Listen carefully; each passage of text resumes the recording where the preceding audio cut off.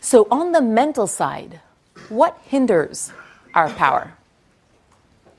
The single biggest obstacle isn't lack of bank account funds, it's not lack of influence, and it's not lack of status symbols. The single biggest obstacle is lack of self-confidence. In one of the manifestations of low self-confidence, called the impostor syndrome, people feel that they don't really know what they're doing, and it's just a matter of time before they're found out and exposed as a fraud.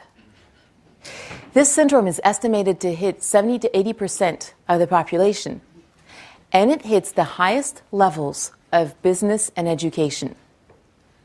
Every time I speak about this at Harvard, at Yale, at Stanford, at MIT, the room goes so silent you could hear a pin drop. And then the students breathe a sigh of relief at hearing that this has a name and they're not the only ones to have felt it. I've heard that every time the incoming class of Stanford Business School is asked, how many of you in here feel that you are the one mistake the admissions committee made? 2/3 of the students immediately raise their hands. Dismantling the imposter syndrome is a 3-step process. The first step is destigmatizing, which means lifting the stigma of shame off the experience. Destigmatizing is crucial because shame is a real performance killer. Of all the emotions the human being can feel, shame is one of the worst. Which is why destigmatizing is so important, and if you are leaders, you have a critical responsibility. Because as leaders, it's you that people turn to understand how they should feel about their experience. As leaders, you are by definition the alphas of your pack. People will turn to you to know how they should react to events and situations. So you can help them destigmatize by understanding this feeling as normal, natural, and entirely common. Now, if destigmatizing was step 1, detaching is step 2. The key to detaching is understanding that our thoughts are not necessarily accurate at all. Just because a thought is in our head does not mean it has any validity whatsoever. In one well-known study, Harvard researchers asked students to watch a video in which 2 teams played basketball and count the number of passes made by one of the teams. Afterwards, the researchers asked the students, did you notice anything unusual about the video? Some of you know where this is going.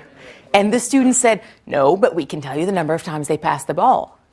What over half the students had missed is that midway through the game, a woman dressed in a gorilla suit walked onto the court, waved her arms at the camera, and walked off court again. Now, if you think you'd do better, let's try something out together right now. Look around the room and pick out really closely everything that is blue. Really closely, everything that's blue.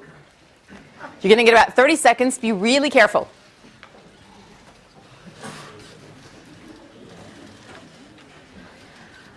All right. Close your eyes. Keeping your eyes closed. Keeping your eyes closed. Could you please tell me right now everything that's red? Thank you. How did this happen? Because we have a limited capacity for conscious attention, which constrains how much we can be aware of at any given moment. Of the millions of visual inputs our eyes take in every moment, we only perceive very few. The conscious awareness of absolutely everything happening around us would be simply overwhelming. So to deal with this, our brain filters for relevant information. Either what we specifically asked it to pay attention to, red or blue, or what it considers important for our survival. In doing so, our mind does not provide us with a true representation of reality. Because it has to filter, it gives us an incomplete view, presenting only some elements and withholding all others. Now, most of the time, the elements you're missing don't matter, and the picture you get is fairly useful. But sometimes, our mind gives us a highly distorted view of reality. That's when you get distorted thinking. And just like an optical illusion tricks our eyes into seeing things that aren't real, distorted thinking tricks our mind into being certain that an inaccurate thought is true. So that's detaching. Some cognitive scientists recommend seeing these negative thoughts just as we would graffiti on a wall. When you're walking down a street and you see a graffiti, you might decide that it's an ugly sight, but you don't take that to mean that you're an ugly person. When you're meandering around the maze of your mind, if you encounter an ugly thought, try to see it as just graffiti on a wall.